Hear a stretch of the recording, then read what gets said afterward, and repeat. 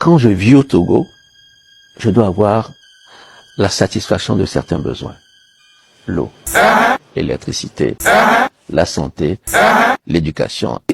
Salut à tous, j'espère que vous allez super bien. C'est David Eke Flavio, you already know. Club de presse sur Radio Canal FM. Ils ont parlé de l'eau. L'eau est là, l'eau est là. C'est le sujet du week-end. Tout le monde le sait que vraiment à Lomé, dans certains quartiers, c'est pas la joie. Donc, et d'autres sujets aussi très intéressants. Merci de suivre jusqu'à la fin. N'oubliez pas de vous abonner. On se catch, on est ensemble. Ciao. Comme chaque année, nous vivons un espace, un endroit très plat, un endroit sans clivage, sans pente, sans inclinaison. Et nous devons nous attendre. Moi qui vous parle ici, je ne suis pas épargné de la vie d'un batracien lorsqu'il pleut à Lomé. Mais il faut reconnaître quand même que cette pluie, on ne peut jamais dire qu'elle a fait plus de mal que de bien parce qu'on en a besoin pour tous travaux. Si vous avez lu notre hymne, nous avons titré « L'eau, source de vie ». L'eau en abondance à Lomé. C'est d'abord la source de vie. Quoi qu'on dise, vous avez vu le 17 avril dernier à Dubaï. Dubaï, l'une des plus grandes villes du monde entier. Même l'aéroport a été envahi à plus d'1 mètre de hauteur d'eau. Après tout, c'est la Chine. Non, la Chine a également été... Non, Dubaï, c'est aux Émirats Arabes Unis. Donc, vous savez, la pluie, quoi qu'on dise, on vivra ces phénomènes. On doit prendre les dispositions nécessaires. Nous devons nous y attendre tant que nous serons dans cette situation et reconnaître aussi que ce n'est pas facile, quels que soient les moyens qu'on mettra aujourd'hui en place. Loin pour moi de dédouaner ceux qui doivent nous épargner de cette inondation. Parce que l'inondation vient de la pluie, mais il y a des gens qui doivent nous aider à éviter l'envahissement de l'eau. Ça, nous sommes d'accord. Loin pour moi de les dédouaner. Vous savez, cette pluie, elle viendra toujours. Il va pleuvoir en temps de pluie. Maintenant, les zones inondables seront toujours inondées. Qu'est-ce qu'il faut faire? Vous savez, un Béninois nous disait la dernière fois, si nous pensons que Cotonou peut être reconstruite pour éviter les inondations, c'est qu'on prendra toute la population de Cotonou, venir louer un endroit à Lomé, les déposer ici et recasser toute la ville de Cotonou pour reconstruire. Sinon, ce n'est pas possible d'éviter les inondations. Moi, je ne crierai pas le nom de quelqu'un, mais je dis tout simplement, si les moyens y sont, si actuellement l'autorité a les moyens de mettre des dispositifs en place capables d'évacuer l'eau en un temps record lorsqu'il pleut vers la mer, qu'elle le fasse. Mais si ces moyens, l'autorité arbitre et voit que pour l'instant, ces moyens sont déployés ailleurs et qu'avec le temps, elle verra, tant mieux. Sinon, la pluie, on a crié depuis qu'il a plu le 25. On a beaucoup crié. Mais après tout, lorsque j'ai réfléchi, je me suis dit, mais tenez, après tout, l'eau, c'est source de vie. Mais si nos habitations ne sont pas commodes, si on n'a pas planifié la ville de Lomé et que nous subissons cela, bon, nous tous, on va récolter les conséquences et on va y penser. D'accord, ok.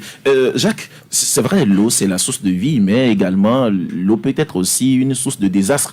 Parce que, quand on voit aujourd'hui nos concitoyens, où on voit beaucoup de personnes quand même dans des quartiers, des différents quartiers. On se souvient même d'ailleurs aussi de ces images, surtout sur les 2 rétentions d'eau au niveau, alors comment on l'appelle-t-on, de Lyon, qui ont débordé de telle enseigne que l'eau est rentrée dans les maisons des gens, des habitants, bien sûr, alors de ce quartier. Alors, finalement, on dirait quand même que source de vie, mais également source de désastre. Source de mort également. Vous savez, c'est vrai que l'eau, c'est source de vie, mais quand il pleut beaucoup, quand l'eau déborde, il faut reconnaître que c'est la catastrophe. Et c'est ce que nous avons constaté dans la ville de Lomé et de ses environs, surtout cette pluie de samedi. Ça a créé beaucoup de dégâts dans notre capitale. Il faut reconnaître qu'il y a toujours nos compatriotes qui n'ont pas regagné leur domicile. Il y en a également, pour aller dans leur domicile, ils sont obligés d'utiliser des moyens pas peut-être adaptés pour pouvoir regagner leur domicile. Et certains qui cherchent également à quitter carrément les quartiers. Donc je crois qu'il est important aujourd'hui d'interpeller le gouvernement. Il est important d'interpeller le gouvernement aujourd'hui pour chercher effectivement des solutions. Je sais que ça ne serait pas facile de le faire, mais il faut quand même commencer à un moment donné. Il faut commencer par des quartiers ciblés, surtout des quartiers où souvent quand il pleut, il y a des problèmes. C'est vrai qu'aujourd'hui, quand vous prenez l'ensemble de notre ville, surtout de la ville de Lomé, il n'y a pas un quartier qui est épargné aujourd'hui. Il y avait des quartiers qui étaient épargnés, mais aujourd'hui, quand vous voyez ces quartiers-là, vous vous posez des questions. Qu'est-ce qui se passe? On a parlé au niveau de Lyon. Nous savons qu'il y a une retenue d'eau, un bassin au niveau de Lyon. Mais qu'est-ce qui fait que ce bassin-là déborde et que ce bassin-là, au lieu de protéger les populations, constitue une source de problèmes à ces populations? Donc il est important qu'une réflexion soit menée au niveau de l'assainissement de notre ville et surtout de la capitale. Autre aspect, moi j'interpelle le gouvernement parce qu'il faudrait commencer quelque part. Vous voyez effectivement ces eaux qui sont déversées un peu partout.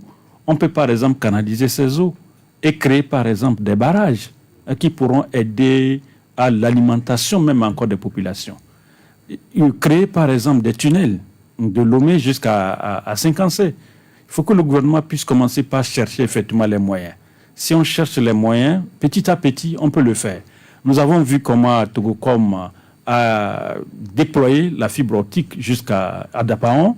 Si le gouvernement veut également, peut utiliser cette méthode-là pour créer des tunnels et essayer d'étendre par exemple ces eaux-là vers l'intérieur du pays en créant des barrages. C'est-à-dire qu'arrivé à des localités, on crée un barrage en déversant par exemple ces eaux-là dans ces localités-là et même en saison sèche, ces eaux-là pourront permettre effectivement à nos populations de pouvoir cultiver. Et on va voir que nous n'aurons pas dans notre capitale, on n'aura pas plutôt dans notre pays, un moment où on va dire qu'il n'y a pas d'eau pour pouvoir cultiver. C'est-à-dire que le Togo aura l'eau en permanence pour pouvoir cultiver.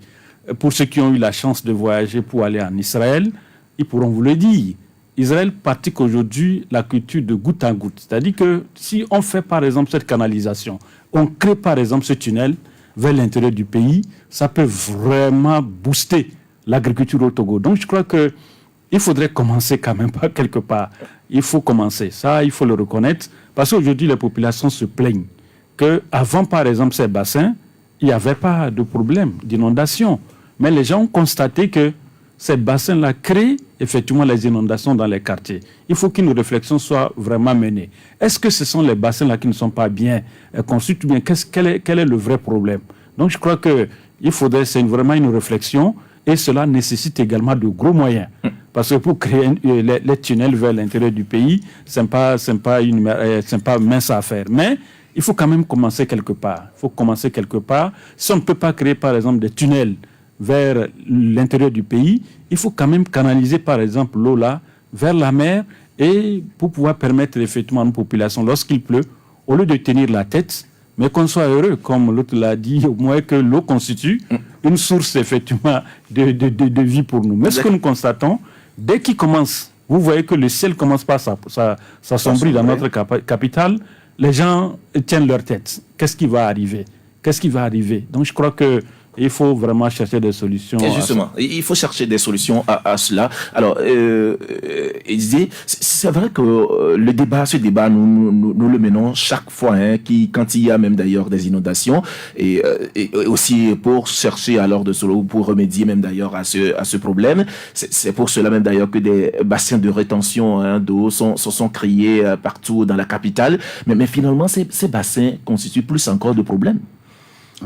Véritablement, je pense qu'il faut qu'on commence par mettre de côté les éléments ou les motifs de satisfaction pour qu'on réfléchisse assez fondamentalement sur comment on pourrait trouver des solutions. Alors, je vous explique le moins que je sais, parce que ayant vécu dans une zone inondable, moi-même ayant été victime déjà d'inondations à Lomé, j'étais en 3e année à l'université, j'avais perdu tous mes documents, tous mes papiers, j'ai dû tout reconstituer à cause de l'inondation. Qu'est-ce qui se passe généralement dans ces quartiers? Alors, vous avez des quartiers où, généralement, au début, il y a moins d'habitations. Et donc, il y a moins de maisons construites. Et quand l'eau vient, même quand on met des bassins de rétention, parce que c'est des zones inondables, quand on met des bassins de rétention, il y a quand même des quantités d'eau importantes qui stagnent dans les parcelles non construites, vides, et qui, donc, on va dire, viennent au secours de ces bassins de rétention. Or, quand le gouvernement met ou construit les bassins de rétention, c'est des zones généralement qui ont l'aspect d'une zone assainie. Et donc, les propriétaires des terrains là, ils trouvent que maintenant, il n'y a plus tellement d'eau, viennent construire. Une fois que des gens construisent des maisons autour de ces bassins de rétention là, il n'y a que la capacité de réception de ces bassins-là qui comptent maintenant. Donc les eaux qui stagnaient dans des lots, sur des parcelles vides, dans des endroits où il n'y avait pas d'habitation, viennent toutes directement donc, dans les bassins de rétention. Et on constate généralement que ces bassins sont vite dépassés. Alors, vient alors l'inondation, parce que si les bassins sont dépassés, vient alors l'inondation. Ouais, je suis à Huiti ici, vous voyez, c'est une des rares fois qu'on a vu le bassin de Bézé là, tellement rempli, jusqu'à aller jusque dans des maisons, prendre la plupart des ruelles là-bas, couper le boulevard Jean-Paul II par deux, et aller jusqu'au l'autre côté, pour ceux qui connaissent le cafétéria Barry, prendre toute la direction là-bas, et il y avait toutes les difficultés. Ça dépend aussi de la quantité de pluie. Et de l'autre côté de l'avenue à Akei, il n'y avait même pas de moyens de circuler parce que c'était vraiment une marée importante d'eau. Donc là, pour régler ces problèmes, qu'est-ce qu'il faut faire? Il y a déjà des bassins de rétention. Je pense qu'il y a quelques collecteurs qui avaient été construits il y a quelques années et qui ont permis d'avoir un léger mieux dans certains quartiers. Comme dans des zones de baie, dans des zones de Saint-Joseph, par là, il y a eu des collecteurs qui avaient été construits, qui ont permis quand même d'avoir un meilleur résultat dans un certain nombre de quartiers. Alors pourquoi ne multiplier pas ces collecteurs, peut-être vers la lagune, vers la mer, ou dans des zones proches des rivières, comme Kégué, comme, je sais pas, les Alenka, les Djikamé et tout ça, pourquoi ne multiplie pas ces solutions de collecteurs qui peut-être relier les bassins entre eux d'abord, et puis mettre dans les collecteurs la quantité, l'overdose d'eau qui vient dans les bassins pour les drainer directement, soit vers le Zio, soit vers les lagunes, ou soit vers la mer. Je pense que c'est peut-être sur ces pistes-là qu'il faut évoluer aujourd'hui. Il y a quand même quelque chose qui a été fait il y a des années avec le projet Piri, si j'ai bonne mémoire, qui a permis à des zones comme Torchi, Agbalepedo de souffler un peu. Mais aujourd'hui, on se retrouve avec des solutions qui ne tiennent plus. Il faut peut-être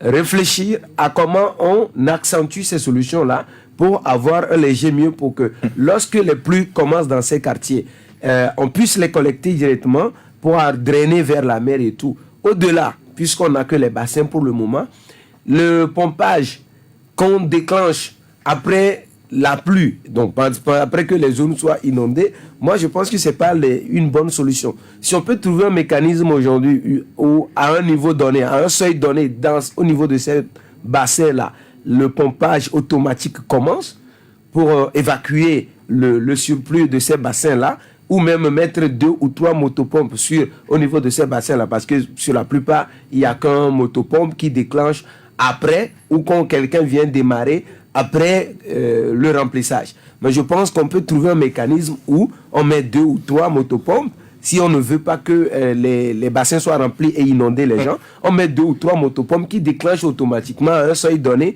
pour éviter que ces bassins ne soient remplis pour inonder les maisons. D'accord. Uriel, est-ce qu'aujourd'hui, on n'a pas besoin quand même des solutions définitives? Parce que c'est vrai, tel que Didier le disait tout de suite, on a l'impression qu'on trouve toujours alors de solutions palliatives à ces problèmes d'inondation. On se souvient même d'ailleurs au cours de cette inondation ou au cours de la pluie, après la pluie de samedi, il y a le ministre de la Sécurité, il y a aussi des agents de la NPC qui sont sur le terrain, moyens pour pour arriver même d'ailleurs à faire le pompage même d'ailleurs de l'eau. Mais là aussi, ce n'est pas la définition, enfin la solution définitive. Non, tu sais, Pascal, le gouvernement, à mon avis, hésite des fois sur des dispositions qu'il prend. Hein. Tous les gouvernements se succèdent ici, mais on a comme l'impression qu'il y a un petit souci. C'est comme on ne veut pas mettre en application ce qu'on décide. C'est ce qui nous crée des problèmes. Vous savez, avant de construire une maison, il faut obtenir le permis de construire. Aujourd'hui, s'il faut identifier ceux-là qui ont obtenu le permis de construire, parce qu'avant d'obtenir le permis de construire, mais c'est une procédure. Après avoir obtenu le permis de construire, je pense que le domaine sur lequel vous allez construire est un domaine approprié à la construction d'un local. Mais si aujourd'hui on doit procéder à la vérification pour voir ceux qui ont le permis de construire avant de le faire, outre l'explication fournie tout à l'heure par Didier, et l'étendue de l'agglomération, la saturation des maisons, ça c'est une réalité. Mais il faut avouer que pour trouver une solution définitive, il y a deux parts de responsabilité qui ne vont pas permettre de trouver une solution définitive aujourd'hui. Parce qu'il n'y avait pas une planification avant la construction de la ville de Lomé. Aujourd'hui, chacun construit. Il suffit d'acheter, tu construis.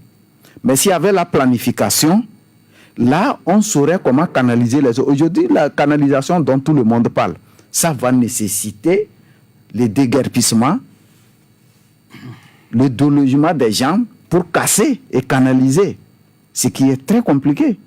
Même la simple nationale numéro 1 qu'on veut dédoubler depuis là, ce qui freine l'État, c'est comment indemniser ceux-là qui sont les riverains de la route. Les coûts qu'ils donnent, c'est trop cher. Aujourd'hui, si on doit procéder à ça, c'est pourquoi je veux tenter de dire que c'est presque impossible de trouver une solution définitive à l'inondation à Lomé, parce que la ville n'était pas planifiée.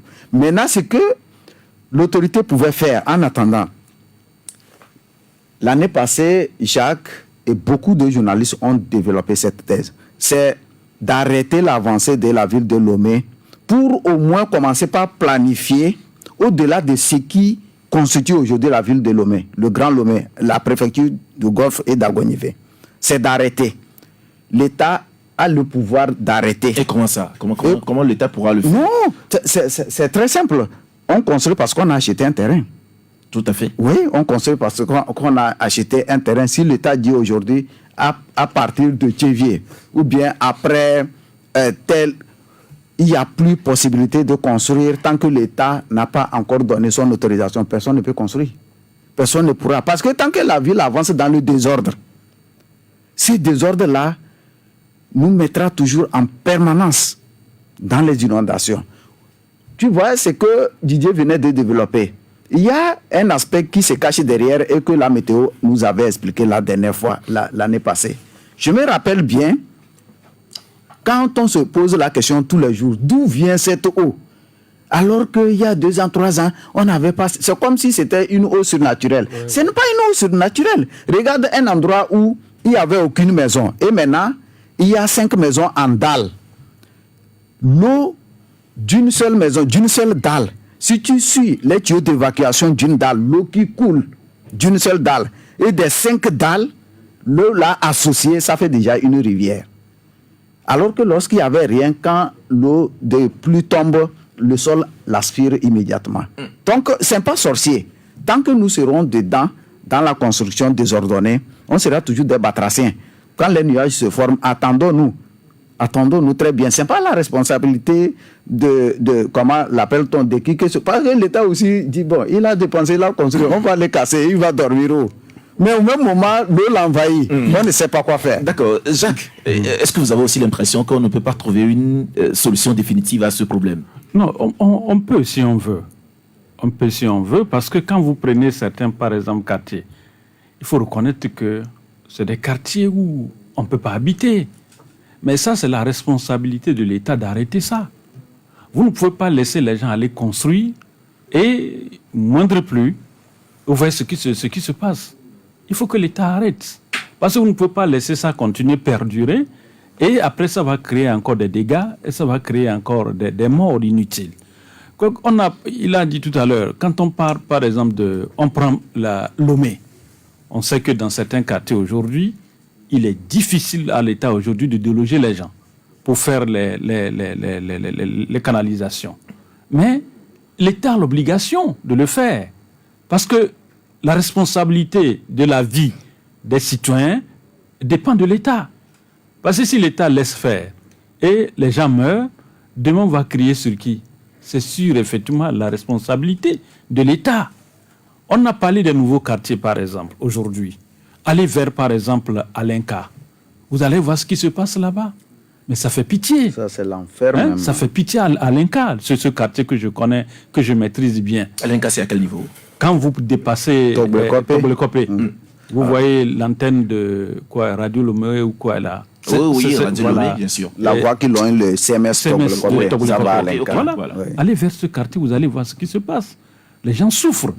Alors que ce quartier-là, si l'État avait pris la responsabilité, par exemple, de pouvoir créer, par exemple, les infrastructures, parlant de la route, de l'eau, de l'électricité, et les canalisations même, avant que les populations n'aillent, le problème là ne se poserait pas. Vous allez, par exemple, vers Filpli, vous allez vers Zosimel, il y a d'autres quartiers au fond là-bas. Quand vous allez vers ces quartiers, mais si l'État avait pris, par exemple, la responsabilité de pouvoir, qu'on parle effectivement du traçage, on parle de la canalisation, avant que les gens ne puissent habiter, ce problème ne se poserait pas. Mais qu'est-ce que nous constatons aujourd'hui? Le premier habitant dans ce quartier-là, c'est lui qui amène d'abord quoi? La route, parce qu'il trace avant d'aller chez lui. Tous ceux qui viendront maintenant, vous allez dans ce quartier pour habiter, ils vont déposer leur ciment chez lui avant de pouvoir continuer leur construction. Peut-être qu'il a eu la chance d'avoir un forage, peut-être que les gens vont puiser l'eau du forage dans sa maison là, pour aller construire. S'il a par exemple l'électricité, il est le seul qui partage l'électricité dans ce quartier. Il devient la CET. Voilà. Ouais. La CET, la régie. C'est pour vous dire quelque part que moi j'ai dit, si l'État veut, l'État peut. Mais si l'État laisse faire, mais nous allons assister à ce genre de choses. Prenez le cas de certaines écoles par exemple. Moi je suis souvent étonné qu'on ne prend pas la responsabilité par exemple au niveau de ces écoles. Allez aujourd'hui vers Agoué-Zongo. Il y a une école là-bas, mais ce n'est pas possible. Mais il y a des enfants qui continuent par fréquenter dans cet établissement. Où vous allez voir les enfants qui courtisent avec les bœufs, les chèvres, les moutons ensemble dans l'établissement. Et allez voir l'étendue d'eau dans cet établissement. Donc je crois que si on dit que non, que l'État ne peut pas, l'État peut. Parce que l'État, aujourd'hui, a la force de pouvoir arrêter certaines dérives. Définitivement. D'accord.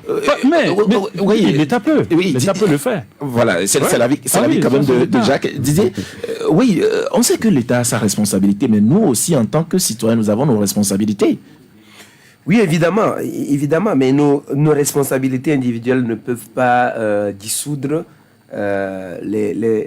la grande responsabilité de l'État. Vous savez, que veut le Togolais? Il faut poser la question par là. Que veut le Togolais? Le Togolais moyen, le Togolais, il cherche quoi? Il cherche un habitat pour se mettre à l'abri, pour se sécuriser, mettre ses enfants, sa progéniture, et pour éviter d'être là à payer le loyer tous les 5 du mois et que des fois même on vienne le menacer. Donc c'est l'origine du problème. Et si l'État connaît sa population et la philosophie du Togolais qui veut coûte que coûte habiter chez lui, pas d'habiter chez quelqu'un, on vient l'embêter chaque 5 du mois avec d'autres tracasseries dans les maisons de location, l'État, déjà à la base, qui aura compris la philosophie de sa population, aurait dû commencer à mettre en place des solutions qui répondent à ce besoin-là de la population. Est-ce que ça veut dire que l'État ne comprend pas la philosophie là vraiment de sa population? Alors pendant longtemps, l'État n'aurait pas compris cette philosophie. Parce que si il avait compris cette philosophie du Togolais, il aurait commencé à prendre des dispositions dans ce sens. Parce que les logements sociaux dont on parle, là, depuis combien d'années seulement on en entend parler? Depuis combien d'années on en entend parler des logements sociaux qu'on doit mettre dans des zones que l'État doit promouvoir. Et aujourd'hui, à ce jour, il y a combien de logements construits à Lomé qui sont véritablement sociaux et qui, qu'un Togolais dans l'administration, un peu partout, un Togolais moyen pouvait aujourd'hui se payer le risque d'en avoir. Je ne crois pas qu'on ait véritablement aujourd'hui de logements sociaux qui permettent aujourd'hui aux Togolais qui travaillent même dans la fonction publique de pouvoir l'acquérir. Peut-être que je peux me tromper, mais je n'en vois pas encore. Et donc, à partir de ce moment, la population togolaise ou les Togolais, chacun cherche un moyen de s'offrir sa maison à lui. Et donc, à partir de ce moment-là, ce que Uriel disait, les constructions anarchiques et désordonnées, oui, mais sont au rendez-vous. Et pendant ce temps, l'État laisse faire. L'État laisse faire au lieu de trouver une solution qui empêche tout le monde d'aller construire n'importe où et n'importe comment. Il n'y a pas véritablement de réponse, de solution à ce besoin-là. Et chaque Togolais construit comme il veut, selon ses moyens, et un peu partout. Et chacun veut être proche du centre-ville de Lomé. Et donc, même si on dit que c'est dans l'eau, dans les Zogbedi, tout ce qui est Zogbedi là, Atiegou Zogbedi, Keke Zogbedi, les gens préfèrent. Oui, mais les Zongo, tu as oublié. Oui, mais en plus des Zongo, parce que j'étais en train de monter comme ça, tout le monde veut être proche du centre-ville. Parce que ça permet peut-être de diminuer les déplacements et tout ça. Chacun se met dans les zones inondables et l'État ne dit rien, absolument rien. Les logements sociaux, de ma mémoire de journaliste, c'est depuis 2012 au moins, on nous promet, mais aujourd'hui, je n'ai pas vu un projet réel que je peux te montrer. Même mon papa ici n'est plus finalement un logement social. C'est finalement un logement pour des gens plus huppés, plus nantis. Et donc, oui, les agents de l'administration pour qui on avait démarré ce projet-là continuent de construire dans Alenka, Djikame. Moi, je suis allé une fois à Djikame, mais les gens ont du courage. Djikame, tout ce que tu cites là, les Belgiques de l'Egbasito, les Pesito et tout ça dans les zones où c'est véritablement compliqué de vivre avec quand il va pleuvoir, où il n'y a pas d'eau, il n'y a pas d'électricité, mais les gens préfèrent être là, proche de Lomé. Et l'État ne dit rien, et l'État même peut-être, des fois, fait comme si ces gens, même des fois, n'existent pas. Et donc moi, ce qu'on peut, si on veut véritablement résoudre ce problème, peut-être on a pris beaucoup de retard sur la résolution, mais dans les années à venir, si on peut anticiper, c'est peut-être d'accélérer les projets de logements sociaux, comme on en a promis dernièrement à, comment on appelle, devant Djaglé, là, j'oublie un peu le nom, Bomé. Et d'autres endroits où l'État construit vraiment des villes secondaires qui permettent de prendre le poids de Lomé et qui permettent justement aux Togolais de vivre. Si on veut laisser des personnes même, les Togolais même, aller commencer déjà par construire à Bomé, vous allez les voir, ils vont construire dans des zones où on avait déjà exploité le phosphate ou qui contiennent de l'eau, et les gens vont acheter parce que c'est proche de la route ou parce que ça permet de rejoindre facilement Lomé. Je crois que c'est de cela qu'il faut comprendre et commencer par trouver des solutions. D'accord. Nous allons quitter le sujet, puisque nous allons parler maintenant d'électricité, puisque nous savons que c'est la même chose. Quand on parle de l'eau, on parle de l'électricité, c'est justement la même chose. Nous savons que le ministre la ministre alors de l'énergie était devant la presse le samedi dernier pour s'expliquer sur les raisons, surtout alors des inondations, enfin des délestages ou des coupures intempestives alors de courant que nous constatons ces derniers temps. Et il y a 4 raisons qui ont été données. Et là, le ministre ou la ministre a insisté bien sûr alors sur le fait que il y a des rumeurs qui circulent mais c'est l'endettement qui serait à la base alors de ces délestages, que l'endettement n'en est pour absolument rien. Et donc, Uriel, sur le sujet, vous avez titré à la une de votre journal ce matin, crise énergétique, Mila Ziablé dépose les vraies raisons à l'endroit des médias. C'est ainsi, puisque il y a les raisons quand même qui ont été données par la ministre. Il y a les raisons qui ont été données par la ministre. Vous voyez, nos titres sont tellement délicats. Lorsque tu observes, quand nous titrons sur un sujet, c'est que c'est un peu délicat. Nous avons appris à travers nos confrères que Mila Ziablé a organisé une conférence de presse. Nous n'y étions pas. mais nous avons pris soin de parcourir beaucoup d'articles des confrères. En les parcourant, nous avons constaté que Mme Aziablé a fourni des informations réelles sur les sources, les causes du délestage que nous vivons actuellement. Parce que presque tous ceux qui y étaient parlent d'une même voix. Là, on s'est dit, donc, Madame le ministre a fourni les vraies informations à nos confrères qui étaient conviés à cette conférence. Elle a parlé des difficultés techniques, politiques, et elle a évoqué 4 raisons majeures qui pourraient justifier ces délestages que nous vivons actuellement. Et tu as bien précisé qu'elle dit que l'endettement n'en est pour rien. Mais sauf que nous aurions souhaité que pour un problème majeur de ce niveau, Madame le ministre aurait dû organiser une conférence plus élargie que ça.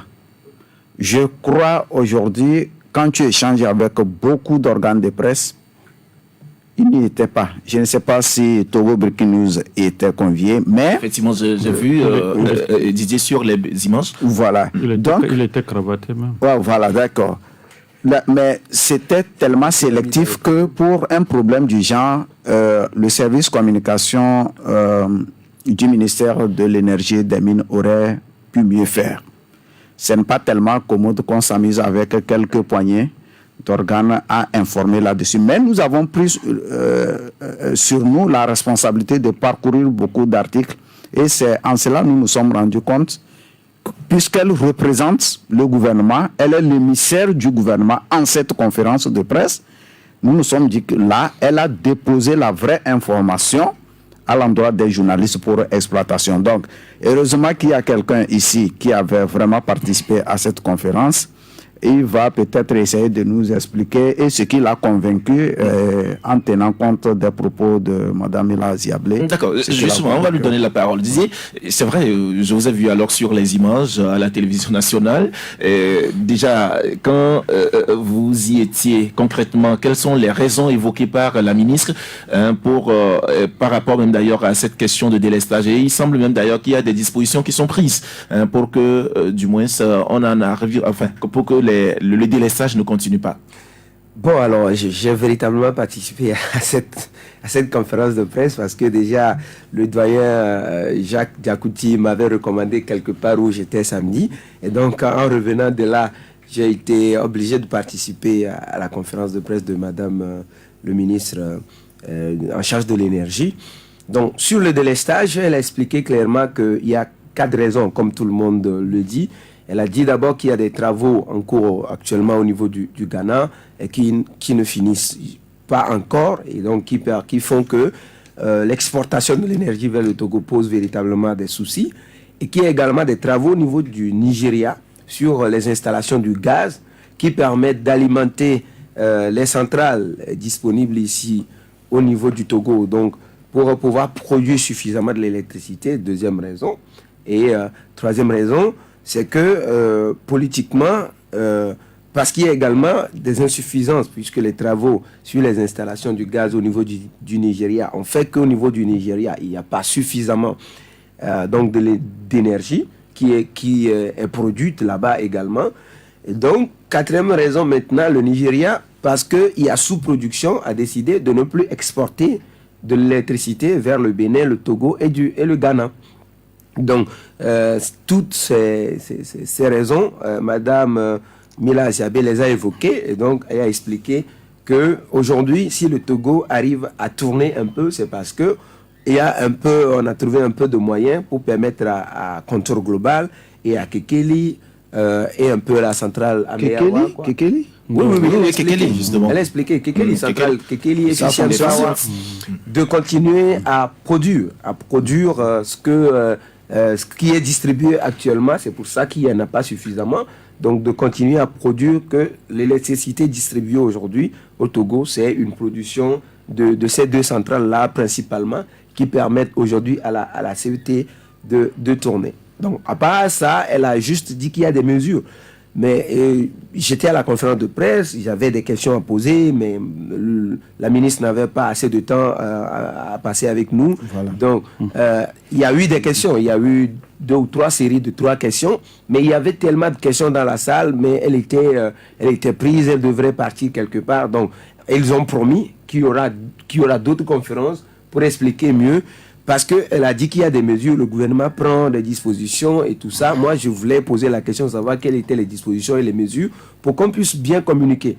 Mais parmi les mesures, c'est juste qu'on nous a dit, le gouvernement a décidé de trouver des moyens pour qu'il y ait suffisamment du gaz, pour que les centrales qui en ont besoin pour produire de l'électricité puissent produire. Donc, au-delà de ça, l'autre solution que la ministre a avancée, c'est d'optimiser la consommation. L'optimisation de la consommation, c'est le document que vous avez vu circuler tous il y a quelques temps. C'est le document de la CET portant rationnement. On a divisé le pays en 3 zones et des zones avec des quartiers rassemblés ici et là. Donc, on déleste à tour de rôle à des quartiers, à des zones. Donc, elle a expliqué qu'il arrive des jours où on ne délaisse pas, on programme, mais on ne délaisse pas parce qu'il y a eu suffisamment de production d'électricité qui permettent quand même de tenir, mais qu'il y a des jours, justement, on tient compte de ce plan de rationnement qu'on coupe quand même dans des zones et tout ça. Donc, grosso modo, c'est ce que la ministre a expliqué, sans pour autant détailler véritablement les mesures et les dispositions que le gouvernement prend aujourd'hui pour que nous, médias, nous puissions vous communiquer. On connaît les causes de problèmes et vous avez dit qu'elle a... On suppose le connaître. C'est ce qu'elle a dit, c'est ce qu'elle nous a dit. C'est ce qu'elle nous a dit, mais parmi les solutions, c'est les 2 que moi j'ai retenues, c'est que le gouvernement va prendre les mesures qu'il y ait suffisamment de gaz pour produire et en attendant, on va subir avec le rationnement, le plan de rationnement qui est communiqué depuis quelques jours sur des antennes. Ici, on va couper dans telle zone pendant qu'il y a de l'électricité dans d'autres zones jusqu'à ce que la solution ne s'améliore. Peut-être qu'avant qu'on ne trouve suffisamment du gaz, peut-être qu'il y aura un léger mieux. Le gouvernement va peut-être négocier avec le Nigeria, donnez-nous un peu de votre électricité, ou le Ghana va finir les travaux, ou que les travaux sur les installations du gaz vont finir plus tôt que prévu et qu'on aura un léger mieux. Voilà, elle a également dit que contrairement au délestage que nous avons subi en 2006, où le Togo ne produisait que 10% de sa consommation en électricité, aujourd'hui le Togo produit jusqu'à à peu près 60%. 60% de sa consommation en électricité et que le reste c'est autour de 40% et qu'il y a des efforts qui ont été faits, mais qu'on ne peut pas laisser ces sources d'énergie qu'on a aujourd'hui pour se donner seulement aux énergies renouvelables, notamment le solaire, parce qu'elle a dit quand il va y avoir du nuage, quand la nuit va tomber, on n'aura pas, on va toujours se remettre et tout ça. Elle a expliqué un certain nombre de choses. D'accord. Merci pour que nous venons expliquer à la population. Merci pour les explications, Didier. Ça fait plaisir de vous écouter. Jacques, c'est vrai, nous avons écouté Didier. Didier n'a que rapporté ce que la ministre Aziablé a dit le samedi dernier. Alors, est-ce que finalement, avec ces raisons, vous êtes convaincu? Bon, je serais convaincu si j'ai l'électricité. Tout à fait, comme tout citoyen. Justement, je serais convaincu si j'ai l'électricité et si demain on m'annonce que, par exemple, le délestage là, c'est derrière moi. Donc, j'ai écouté un peu le compte rendu de Didier. Il faut reconnaître, il faut que le gouvernement puisse prendre également les mesures fortes pour assister les populations que nous sommes. Parce qu'on ne peut pas imaginer, Pascal, qu'on coupe par exemple l'électricité tout au long d'une journée et que les factures qu'on payait avant reviennent encore au même. C'est-à-dire qu'il n'y a aucun changement, quoi. Des fois même ça augmente, les factures augmentent par rapport à la consommation. Donc il faudrait aujourd'hui que le gouvernement prenne des mesures pour accompagner effectivement cette population-là, en diminuant le prix effectivement de l'électricité, pour soutenir effectivement les foyers un peu dans ces conditions, quoi. Et l'autre aspect, par rapport à une mesure peut-être qui va prendre du temps, il faut que le gouvernement pense à créer une centrale nucléaire. Parce que le Burkina l'a fait, le Burkina est en train de le faire. Bon, quand on parle de centrale nucléaire aujourd'hui, dans les oreilles des Européens, des Américains, on pense que c'est pour fabriquer peut-être autre chose, mais des bombes. Mais il faut quand même que l'État aille à ça. Si le Burkina est en train de le faire, le Togo également peut le faire. Et peut-être très bientôt, le Niger et le Mali également. Donc je crois qu'aujourd'hui, il faut diversifier effectivement ces sources-là pour avoir effectivement l'électricité. Didier a dit tout à l'heure qu'il faut prier pour que le problème qui se passe au Ghana, qu'il puisse vite réparer et aller demander encore au Nigeria. Vous voyez, c'est des solutions qui ne sont pas des solutions pérennes. C'est-à-dire que c'est des solutions éphémères. On se dit, bon, aujourd'hui, on a ce qu'on a aujourd'hui. Demain, on va encore voir ce que demain va donner. Mais si on vit comme ça, on ne peut pas avancer.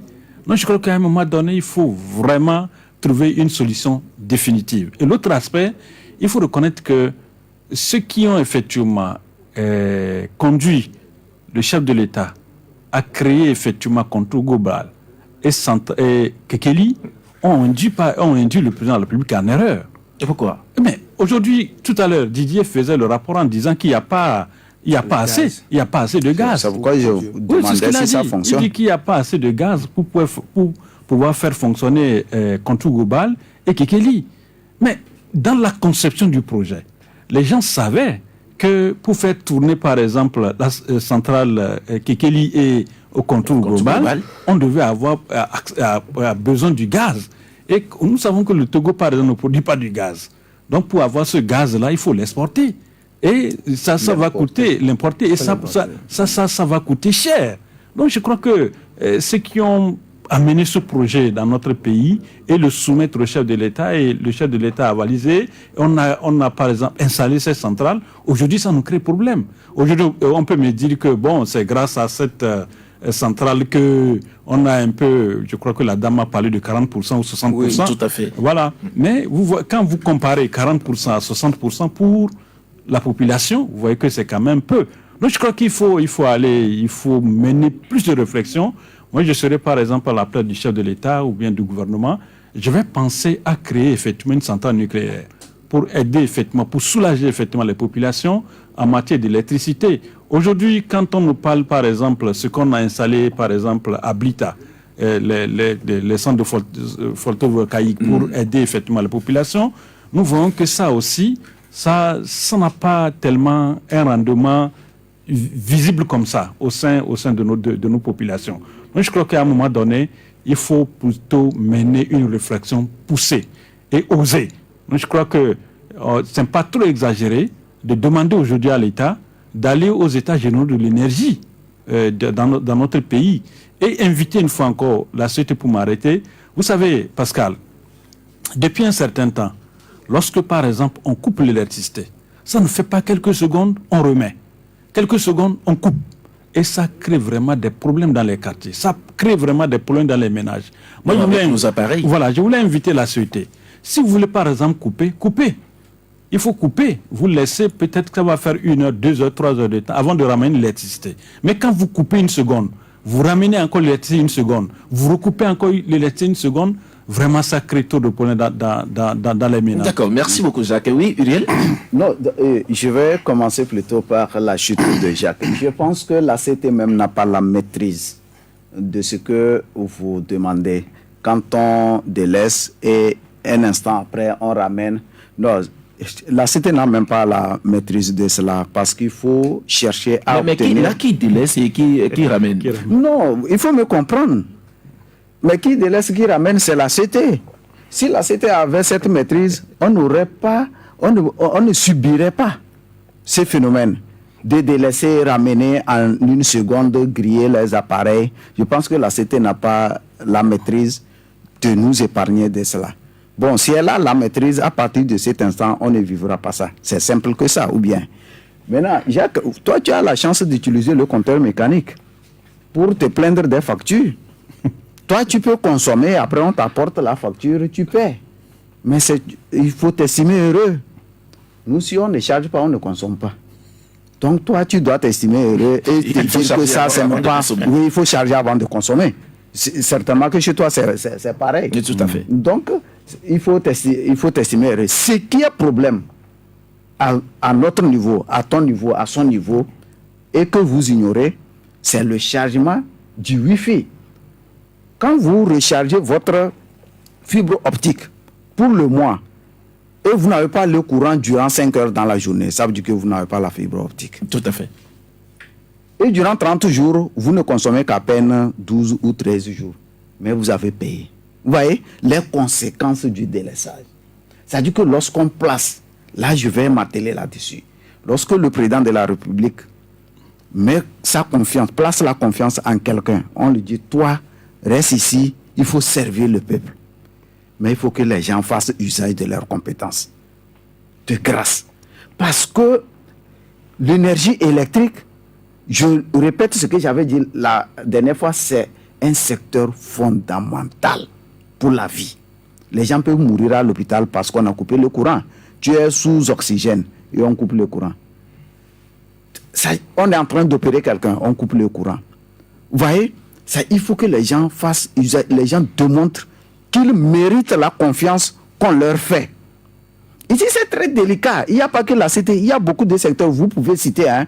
On n'est pas ici pour citer en faveur de qui ou en faveur de... Non, non, non. Il faut que les gens fassent preuve des compétences pour lesquelles on les a placés ici ou là, pour qu'on ne vive pas. Ça se prévient, non? Ce n'est pas parce que le Ghana est en travaux, le Nigeria est en ceci, le Togo pouvait avoir de l'énergie en attente. Il n'y a pas un secteur pour lequel on dit non, bon, ça, nous dépendons à 100% de tel ou de tel. Il faut toujours prévoir. Il y a des imprévus. Si on coupe le courant dans un hôpital, il n'y a pas un groupe de relais. Les gens vont mourir. On a vu l'année passée, surpasser au Bénin, ce qui s'est passé. Donc, il faut toujours prévoir. Quand on est compétent, performant, prêt à servir le pays, il faut qu'on le démontre. Aujourd'hui, tout le monde saluerait ceux qui sont à la tête de l'énergie des mines, si malgré tout ce qu'on nous énumère, qu'il y a travaux ici, qu'il y a quoi par là, si malgré tout ça, on avait l'énergie électrique en permanence, tout le monde saluerait la façon de manager de ces responsables-là. Ça ne nous sert à rien quand vous énumérez que c'est telle cause, telle raison. En réalité, et rien ne nous prouve que c'est vrai. Nous ne sommes pas du domaine. Donc c'est tellement délicat qu'il faut quand même garder conscience que le secteur à la tête duquel on m'a placé, c'est un secteur fondamental pour la vie et je dois tout faire pour maintenir le fonctionnement de ce secteur-là 24 heures sur 24. Mais sur ce point, s'il arrive que la personne qu'on a placée, on a nommé quelque part pour faire le travail, et s'il n'arrive pas à le faire, la personne qui l'a nommé, normalement, quand même, devait le faire démettre, non, de ses fonctions. Est-ce que c'est une question à poser? Non, ça va de soi. Ça va de soi. Je suis sûr que si tu n'assures pas l'émission que tu animes ici, le DG de Canal FM ne va pas te laisser. C'est parce que tu assures, tu vas au-delà même des résultats qu'il escomptait, que tu continues. Donc, ça va de soi. D'accord. Merci Pascal, beaucoup. Oui, Jacques. oui, moi, je voulais ajouter une chose.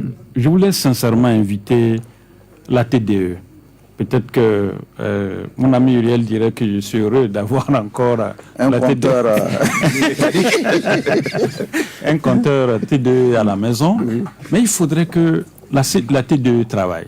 Parce qu'on ne peut pas imaginer que la CET coupe l'électricité et que la TDE n'arrive pas à fournir de l'eau aux populations.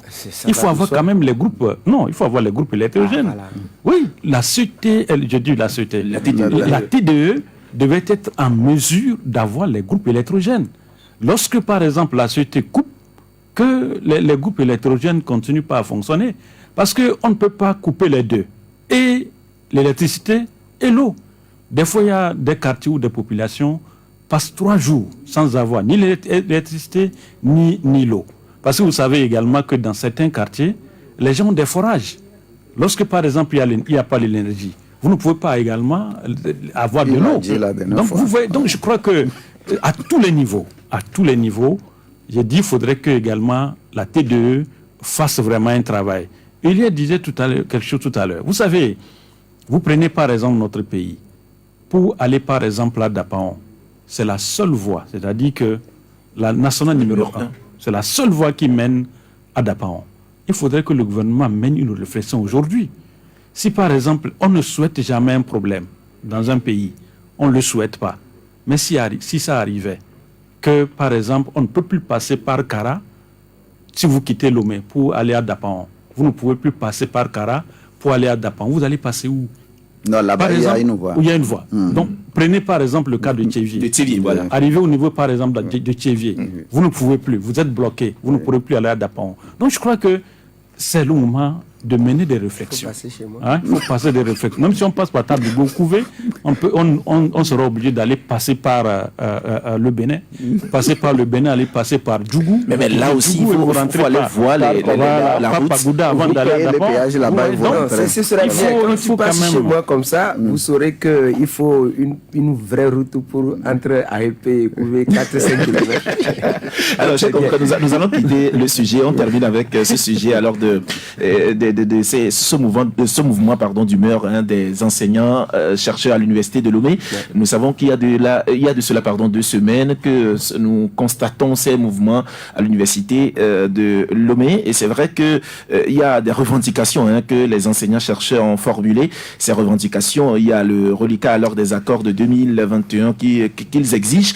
Il y a aussi l'autonomie de l'université. Il y a les 5 et 10% alors des décrets présidentiels sur la cherté de la vie, y compris les enseignants, le personnel administratif et technique alors des UPET. C'est vrai, sur ce point, il y a les enseignants-chercheurs qui disent que oui, pour ce qui concerne surtout ce point-là, le point, les 5% et les 5 et 10% décrétés par le chef de l'État a été accordé ou bien s'accordent alors aux magistrats, aux juges, mais chez eux, c'est qu'ils sont laissés sur le carreau, et c'est ce qui fait qu'aujourd'hui, ils pensent même d'ailleurs qu'il y a 2 poids 2 mesures. Alors, là, on comprend bien quand même les enseignants sur leurs revendications. Je pense que le gouvernement doit prendre ce problème-là au sérieux et essayer de trouver des mesures où on ne serait-ce qu'ouvrir un cadre de discussion avec les enseignants pour véritablement qu'on en finisse avec cela, et qu'on dise que dans les universités publiques du Togo, les professeurs, moi j'ai vu des doyens qui font également dans le débrayage, qui sont dans les meetings et sittings pour demander au gouvernement de régler ce problème. Et pour toute réponse, voilà, vous avez déjà la réponse à leur revendication, au point où ces enseignants-chercheurs en appellent directement au chef de l'État pour régler ce problème. Ils ont même demandé la démission de leurs collègues ministres en charge de leur secteur. Je crois que si une promesse une promesse du chef de l'État faite à tous les agents de l'administration publique, cette promesse-là qui est exécutée à des endroits, et qu'à l'université, ce n'est pas exécuté. Donc, je crois qu'il y a justement, comme tu as dit, 2 poids 2 mesures, et il y a véritablement un souci en cela. Une fois que c'est le chef de l'État qui a promis de faire quelque chose à des agents publics, et qu'à des endroits on l'applique, et que dans les 2 universités publiques, on en soit encore à des discussions, à des menaces, à des contre-menaces, à des grèves, à des débrayages, je ne sais pas qu'est-ce qu'on veut véritablement pour les universités publiques, si on veut vraiment développer la recherche dans le pays, et que ce secteur apporte ou draine le développement du pays, parce qu'on ne peut pas développer le pays sans recherche, sans réflexion, également sans les universités. Il faut véritablement qu'on règle rapidement ce problème-là, et qu'on passe à autre chose, qu'on dise que des enseignants, chercheurs, des doyens comme ça, des professeurs sont ceux qui font grève, et que notre professeur, répond pas à la force, ou point on a dit qu'on va même emmener la police et tout ça. Je crois que ça ne fait pas une bonne publicité, et pour le gouvernement, et pour le chef de l'État, l'image et l'honneur du chef d'État, et pour les universités publiques même, c'est pas bien à entendre ce qui se passe. Il faut véritablement qu'on règle ce problème. Qu'un ministre ait pu dire à ses collègues que si vous n'êtes pas content, allez voir le chef de l'État, je pense que c'est fuir également sa responsabilité. Ce n'est pas bien du tout. Il faut que le ministre prenne réellement ce problème à bras le corps pour aller voir le chef de l'État de ce qui se passe, et il n'y a plus de Premier ministre, on attend le président du Conseil, qu'on règle rapidement cette histoire-là et qu'on passe à autre chose. Ce sera tout à l'honneur du gouvernement lui-même, et tout à l'honneur de l'image du chef de l'État qui a donné une parole qu'il exécute. Voilà. Alors, ce mouvement de débrayage, ce que je voudrais dire, alors, Uriel, ça ne fait pas quand même du bien à l'université? Non, moi, je n'ai pas compris une chose très rapidement. Et ils ont le même statut, ils jouissent des mêmes avantages et intérêts avec ceux de l'université de Kara, si je ne me trompe pas. Ce sont les deux universités publiques actuellement. Du Togo, mais monsieur. ceux de Kara n'étaient pas en débrayage. Il y a quoi? Ça, c'est le premier constat. Deuxième constat, c'est que le problème existait avant le départ du professeur ministre-président Kokoroko. Mais pourquoi il n'y a pas effectivement. il n'y a pas eu le débrayage? Et surtout, pourquoi ils n'ont pas demandé le départ de leur ministre Iwateba, qui était ministre quand le président Kokoroko était président à l'université de Lomé? Vous voyez? Moi, je ne trouve même pas que c'est un problème lorsque le ministre leur dit s'ils ne sont pas satisfaits, ils n'ont qu'à aller voir, puisque c'est le ministre qui est leur représentant auprès du chef de l'État. Donc, peut-être que le ministre même a des obstacles à résoudre ce problème. Donc, ce n'est pas, des fois, il y a des arrière-plans que nous ne maîtrisons pas. Sinon, ce que je viens d'énumérer, il faut beaucoup réfléchir là-dessus. Pourquoi ces aspects-là ne répondent pas et on demande au ministre Ouatteba de partir? À quoi il est concerné? Oui, Jacques, c'est vrai qu'aujourd'hui, quand on prend le président Adama Kouda, professeur Adama Kouda, il est en train quand même d'ouvrir ses portes pour que, du moins, qu'il y ait de négociations, pour qu'il y ait du dialogue autour de cette question, mais ça persiste. Non, je crois qu'il faut quand même reconnaître que le professeur Adama a quand même permis à ses professeurs de manifester. Il n'a pas tout de suite gazé. Effectivement, c'est voilà. Ça aussi le bien. Donc ça, il faut quand même lui tirer chapeau par rapport à ça. Mais les revendications, par exemple, dont on a parlé tout à l'heure, a dit que quand on parle, quand Uriel dit que ceux de Kara ne manifestent pas, que c'est ceux de Lomé, vous savez, c'est une chaîne. Si aujourd'hui ça marche pour Lomé, mais ce qui est sûr, Kara aussi va en bénéficier. Donc, ce n'est pas parce que Kara n'est pas en ébullition que Lomé est en ébullition. Non, peut-être un élément d'appréciation. Ça permettra de comprendre. Oui. Ça permettra de comprendre. Vous n'êtes pas sans savoir que la plupart des enseignants qui sont à l'université de Lomé interviennent à l'université. Non, j'ai fait l'université de Kara. Aujourd'hui, n'oubliez pas que la semaine dernière, nous étions là-bas pour signer un contrat de partenariat avec l'université de Kara. Ce n'est plus la même chose aujourd'hui. Les choses ont changé. Les permanents, ils sont majoritaires que les solliciter pour intervenir temporairement et repartir. Aujourd'hui, l'université de Kara ne souffre pas d'enseignants. Ils sont là, d'ailleurs, même chaque année, c'est à l'université de Kara qu'on a plus de réussite au niveau du CAMES. Nous allons revenir sur le sujet, puisque notre temps est déjà avancé. Mais nous allons revenir sur le sujet déjà demain ou après-demain, avec surtout l'un de ces enseignants ici en studio. Je pense quand même que tout sera plus clarifié, et même pas pourquoi, avec le président alors de l'université de Lomé, ça nous fera tellement plaisir. Alors, nous sommes à la fin alors de ce débat, mais nous allons écouter aussi nos auditeurs qui vont se prononcer aussi sur tous les sujets débattus ici au Club de la Presse. Mais bien avant, nous faisons de ce lundi, et maintenant, vous comprenez que nous nous ouvrons à vous. Vous pouvez nous appeler au 22 21 33 114, 22 21 33 114, 91 36 63 75. Oui, allô, bonjour. Oui, bonjour, comment vous allez? Je vais bien. Votre nom? Oui, ça va. Votre nom? C'est M. Ibé. Monsieur Ibé. Oui, il n'y a pas de journal. Oui. D'accord, allez-y. Bon, en fait, vous voyez que tous les sujets que vous avez quand même soulevés, tout est important. Là, on se pose la question, le pays évolue dans quoi au juste? Est-ce que vous voyez? Donc, moi, je trouve qu'il y a beaucoup de choses à faire. Et j'aimerais dire à M. Doblisson, qui a fait la comparaison d'inondation de Dubaï et de Lomé. En fait, quand il y a eu une inondation à Dubaï, après quelques heures, si on vous dit que l'eau est restée, si vous n'allez pas croire. Pourtant, à Lomé, si vous allez voir des zones inondables, ça reste pendant des mois. Les gens ne peuvent pas y passer. Bon, on ne peut pas comparer des choses comme ça. C'était ma contribution quand même. Merci. D'accord. Merci beaucoup, M. Ibé, pour votre contribution au débat 22 21 33 114 91 36 63 75. Les deux numéros sur lesquels vous pouvez réagir sur les sujets débattus ici au Club de la Presse. Allô? Allô, bonjour. Bonjour, monsieur. Oui, comment vous allez? Je vais bien. Votre nom, c'est? C'est M. Yélé. Monsieur Yélé. Oui. Vous nous appelez de quel quartier? À propos des inondations, là. D'accord, allez-y. Moi, je voulais intervenir par rapport au groupe qui pompent l'eau au niveau de Lyon là. Comment eux-mêmes ils voient l'eau est beaucoup là. Le seul groupe là ne peut rien. De deux maintenant, quand ils passent là-bas, fumer, qui sortent même là, ça renvoie même les gens du quartier. Il n'y a pas le suivi, il n'y a pas l'entretien de l'engin.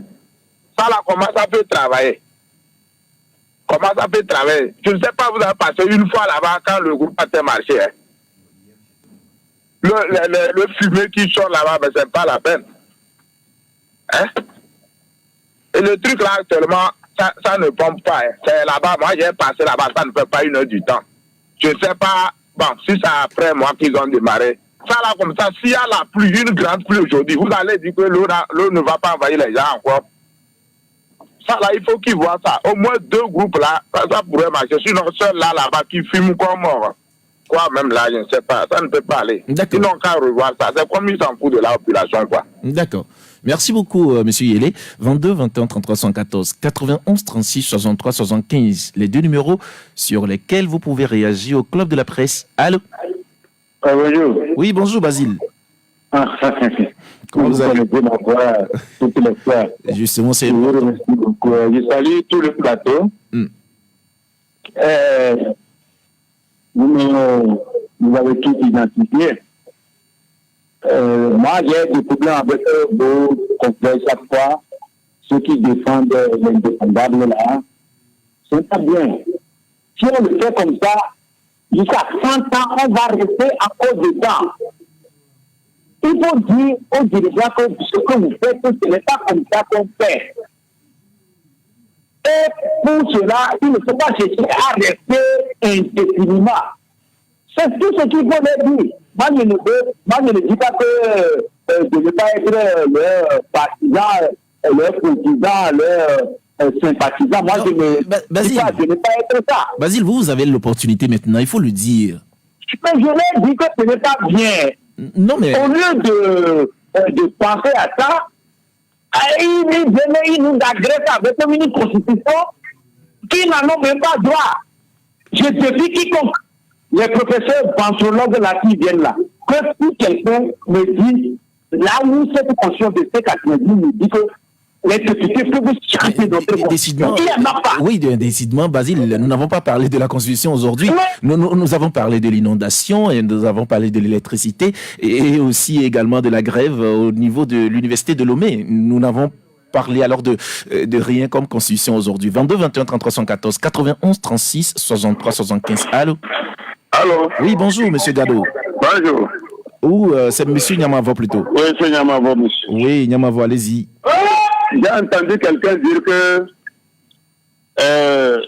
les projets comme l'université de Kara sont en nombre et il n'y a pas de division comme Lomé. Je ne sais pas si les professeurs de l'université de Lomé sont des nationaux et que les professeurs de l'université de Kara sont sur autre planète ou comment. Non, le conflit. Donc pour le président, oui, mais oui. On ne peut pas faire ces analyses de ségrégation là comme ça. Non, Nyamavo. Excusez-moi. Nyamavo. Concernant l'inondation. Oui, Nyamavo, oui. Le confrère posait plutôt une question. Concernant l'inondation, s'il vous plaît. Oui, allez-y. Oui, je vous avais dit une fois aussi que si tous les quartiers ont des caniveaux, on va assister à des scènes de jet d'eau sur les grandes routes. Les grandes routes, le long des grandes routes, ce sont des égouts, on doit avoir. Pour joindre ça au grand bassin, il y a le Zio là-bas. On a beaucoup de travail à faire au Togo ici. Mais si les gens se lamentent, plus de 95% des Togolais ont voté les inondations. Je suis désolé. Merci. D'accord. Merci beaucoup, Nyamavo. 22 21 33 114 91 36 63 75. Les 2 numéros sur lesquels vous pouvez réagir au Club de la Presse de ce lundi. 22 21 33 114. Allô? Allô? Oui, bonjour. Bonjour, mon directeur. Papa Sibiti, je vais bien, et vous? Papa, bonjour tout le plateau. Oui, bonjour. Vous voyez, premièrement, l'inondation. L'inondation, ce n'est pas d'aujourd'hui. Qu'est-ce que les responsables, le ministre des TP, en appel de son devoir, pourquoi ne pas y a des quartiers, par exemple, il n'y a pas beaucoup de gens pour qu'ils soldent des chevaux chez nous. Est-ce que vous arrivez à Manou l'eau descend, n'est qu'à niveau des collecteurs qui sont souterrains. Comment faire s'ils sont bouchés? Ils n'ont qu'à nous faire ça par étapes. Cette année, on prend ici. Et l'année prochaine, l'université dont vous avez parlé. Vous savez, c'est pas bon que ces gens-là. Et je ne suis pas pour le ministre You. C'est un ministre, professeur d'université. Est-ce qu'il peut venir dire à ses collègues là-bas le même diplôme que si vous n'êtes pas content, allez voir le président. Je ne peux pas qu'il puisse le dire. Il n'est pas avec les experts qui s'en il ne peut pas le dire, moi je le connais. Troisièmement, l'électricité. Il faut faire tout que notre ministre-là et ses directeurs qu'on sorte de ce problème-là. Merci beaucoup. Merci beaucoup, Papa Sibiti, pour votre intervention. 22 21 33 114 91 36 63 75, les deux numéros sur lesquels vous pouvez réagir. Allô, Madame Issi. Bonjour. Oui, Madame Issi. Moi, j'en ris maintenant, quoi. Je ris de tous les problèmes existentiels qu'on a, quoi. Oui, j'en ris plutôt parce que moi je sais qu'on a dit, parce qu'on est des humains, surtout l'Africain, le Togolais, on a dit un mandat de 5 ans, quoi. Tu passes l'année et le pays se développe, quoi. Mais attends, vraiment, mais attendez, les inondations, il n'y a pas le droit, le Togo n'a pas le droit de vivre ce qu'on vit maintenant. Après 64 ans d'indépendance, 61 ans de la gouvernance du même régime, il n'y a pas le droit à ça. Ça peut se passer partout dans le monde, on s'en fout. Ici, là, on doit vivre comme dans l'Eldorado. Comment se fait-il qu'il y a tout ça là? Les enseignants sont clochardisés, mais c'est les mêmes qui fraudent les élections. Parce qu'ils sont devenus mazos pour vivre dans la précarité. C'est les mêmes qui fraudent. Tous les 5 ans ou tous les ans, je ne sais même plus quand ils font les élections. Et puis les enseignants-chercheurs, ils se taisent, c'est des élites, ils sont formés pour défendre la République, cette République-là en danger. Et ils se sont obéis. Et puis le pays en ruine, en déliquescence avancée. Comment? Non! D'accord. Et puis, attends, je veux dire quelque chose. Il y a un certain, rapidement, il y a un certain monsieur à côté, électrophysicien, qui passait sur l'Ibala il y a 7 ans, il y a 8 ans. Après, il était passé avec une chaise roulante. Est-ce qu'il vit encore? Il faut qu'on s'approche de ce monsieur-là avant qu'il ne parte, quoi. D'accord. Et il a proposé 20 millions seulement pour donner l'électricité gratuite au Togo, même dans toute l'Afrique, non, je crois. Il a proposé ça. On a du soleil à gogo. D'accord. Merci. Ok, merci beaucoup, Madame Issi. Nous avons encore quelques minutes, c'est pour recevoir le dernier auditeur pour le compte de cette émission. 22 21 33 114 91 36 63 75. Allô. Allô, bonsoir, monsieur. Oui, bonsoir. Comment vous allez? Ça va, c'est monsieur Kokou. Monsieur Kokou, vous nous appelez de quel quartier? Je veux poser la question à votre confrère qui disait monsieur Kokou. Pourquoi, depuis le temps les enseignants. Allô? Allô, monsieur Kokou? Oui, allô? Oui, allez-y. Je voudrais poser la question à votre collègue qui disait que depuis le temps de pourquoi les enseignants et les financiers de l'université n'ont pas pu le travailler et que c'est maintenant il le faut. Oui, le confrère s'est interrogé, allez-y. Oui, c'est parce que au temps de Kokoroko, oui, cette histoire est restée pendant sur des promesses. Tantôt, c'est dans le mois prochain, on fera. Tantôt, c'est dans les mois à venir, on verra ce qui. Le budget n'est pas encore arrivé. Dès que le budget serait là, on fera ce qui. Donc, chacun rentrera dans ses droits. Mais jusqu'à aujourd'hui, c'est normal que les enseignants et les PAT se lèvent parce que les promesses, on en a eu de trop. C'est pourquoi aujourd'hui, c'est un mouvement sur le campus universitaire. Il dit à Kara, il n'y a pas de manipulation. C'est parce qu'à Kara, vous connaissez la région de Kara, vous connaissez la ville de Kara. Ils sont menacés. Ils sont tellement menacés là-bas. Hein? Donc, il n'a qu'à expliquer ce qui ne sait pas de la réalité des universités il n'a qu'à aller tout doucement, il n'a qu'à finir l'information au sein de l'université que de rester loin et de dire de n'importe quoi. Merci. D'accord, merci M. Kokou pour votre intervention. Je pense que M. Kokou, c'est le dernier auditeur pour le compte alors de cette émission, alors de ce lundi. Alors nous revenons en plateau, chers confrères. Uriel? Oui, je vais réagir rapidement sur les propos de 3 personnes, commençant par M. Kokou qui vient de terminer. Il fallait attirer son attention et dire il faut aller à l'information au lieu de dire de n'importe quoi. Je ne sais ce qu'on a dit de n'importe quoi. Et il a plutôt répondu aux 2 inquiétudes. Mais s'il est enseignant à l'université de Lomé ou à l'université de Kara, il vient de répondre à ces 2 inquiétudes. Et je ne vois en quoi on a dit de n'importe quoi. On a dit clairement que l'université de Kara n'a pas débrayé. C'est vrai ou c'est faux? C'est vrai, c'était des interrogations. Donc un enseignant à l'université, s'il est membre du personnel ou enseignant, il doit quand même prendre de la hauteur. Sinon, je suis désolé. Il a bien répondu, mais ça ne servait à rien. Je comprends sa colère. S'il est enseignant, je comprends sa colère. Nous-mêmes, on ne peut pas manifester nos colères ici comme ça. Donc, il n'a qu'à prendre son mal en patience et gérer d'une façon professionnelle. Deuxième personne, je pense que c'est monsieur...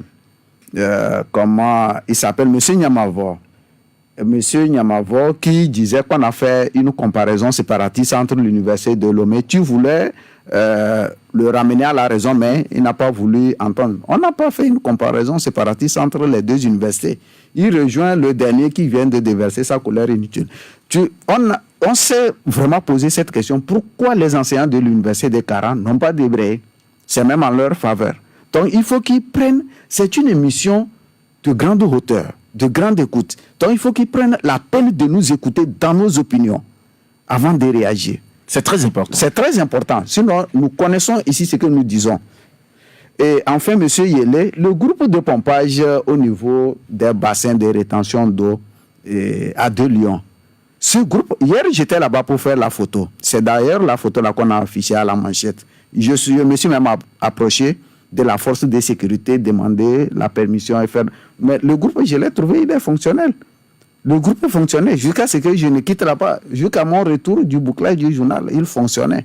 Donc je ne sais pas s'il y a deux lions ou c'est là-bas aussi. Sinon, il fonctionne. Est-ce que je sache, je pense quand même qu'il y a des 2 lions alors que nous connaissons très bien. Alors, oui, non, Jacques. En une seconde, pour dire, pour certains qui disent que pourquoi j'épaule le président Kodar a autorisé les grèves, il dit, mais écoutez, c'est dans la logique des choses. Voilà, aujourd'hui, à travers cette grève, nous avons compris ce qui se passe dans l'université. Et je crois que celui qui vient d'appeler là, ça doit être un professeur. Tout à fait. Il a donné un enseignant. Bon, je crois qu'il a donné quand même les raisons de pourquoi ce débrayage. Donc je crois qu'il faudrait aujourd'hui que et le ministre de l'enseignement supérieur et monsieur le président de l'université de Lomé et de Kara, ils n'ont qu'à tout faire pour trouver une solution définitive à ce problème. Parce que ça couvait autant du ministre Kokoroko. Oui. C'est pas c'est pas autant de professeur Adama. C'est pas Kodar qui a mené ce problème. Donc les gens effectivement s'asseyent et trouvent effectivement une solution à ce problème. D'accord. Didier. Je pense aussi que l'université, notamment de Lomé, d'où nous sommes issus, les universités publiques, dont nous sommes les produits avant tout, avant de continuer le chemin ailleurs, ont aujourd'hui besoin de la sérénité et de la tranquillité. S'il doit y avoir débat, que ce soit des débats d'idées, qu'on exclue la force par ici et par là, et que s'il le faut, le gouvernement prenne justement ce problème à bras le corps et résoudre rapidement ce problème pour qu'on évite. Parce que ça ne fait pas une bonne publicité et pour les universités publiques. Que ce soit à Kara où les gens, peut-être comme M. Kokou le dit, sont menacés et donc n'ont pas pu sortir pour l'exprimer, ou que ce soit à Lomé où des gens ont quand même eu la possibilité de sortir pour l'exprimer, ça ne fait aucune bonne publicité à ces 2 universités, ni au gouvernement, ni au chef d'État, au chef de l'État dont le nom est cité dans cette affaire, que c'est lui qui a promis. Et ça ne se fait pas jusque-là, alors que ça se fait dans d'autres secteurs de la vie publique au Togo. Donc, il faut qu'on trouve rapidement des solutions à ce problème. Et également au problème de tous les jours des Togolais. Vous voyez justement ce que nous disons, qu'on a pris tellement de retard sur un certain nombre de sujets. Et peut-être de résoudre, ça va être compliqué, mais il faut quand même qu'on commence, comme Jacques l'a dit, à partir de quelque part, pourrait espérer sortir de D'accord, la tête de l'eau. Oui, je reste avec vous pour votre note de fin d'émission. Et pourquoi donner une note? Notre note, c'est que qu'on puisse trouver des solutions aux difficultés de tous les jours. L'eau, l'électricité